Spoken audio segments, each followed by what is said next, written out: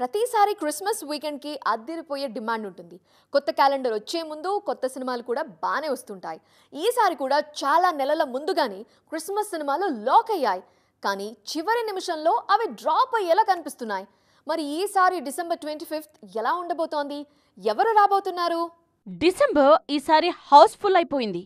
అఖండ 2తో మొదలు కానున్న డిసెంబర్ ఛాంపియన్ సినిమాతో ఎండ్ కానుంది. మరీ ముఖ్యంగా ఈసారి క్రిస్మస్ మామూలుగా ఉండట్లేదు.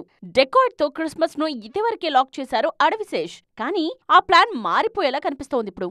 షూటింగ్ స్కెడ్యూల్స్ ఆలస్యం అవ్వడంతో వాయిదా పడేలా ఉంది. అడవిశేష్ కు ఆ మధ్య గాయమైంది. దాంతో యాక్షన్ సీక్వెన్స్లు ఇంకా పూర్తి కాలేదని తెలుస్తోంది. డిసెంబర్ 25న సినిమా విడుదల కావడం కష్టమే అనిపిస్తోంది. ఇదే టైంలో శ్రీకాంత్ తనయుడు రోషన్ హీరోగా వైజయంతి మూవీస్ బ్యానర్ లో రూపొందుతోన్న ఛాంపియన్ డిసెంబర్ 25న డేట్ లాక్ చేసుకుంది. ప్రదీప్, అద్వైతం ఈ సినిమాను రూపొందిస్తున్నారు. పెళ్లి సందడి తర్వాత మళ్లీ కనబడలేదు రోషన్. 4 ఏళ్లుగా ఒకే ప్రాజెక్ట్ తో బిజీగా ఉన్నారాయన.